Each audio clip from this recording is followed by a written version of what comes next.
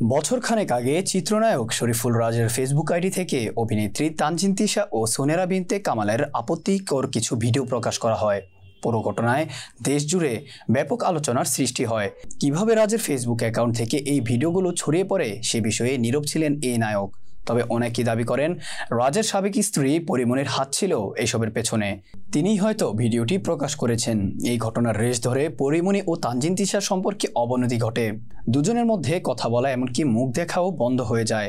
তবে সম্প্রতি রাজধানীর এক 5 তারকা হোটেলে আয়োজিত অনুষ্ঠানে একত্রিত হয়েছিলেন এই দুই অভিনেত্রী।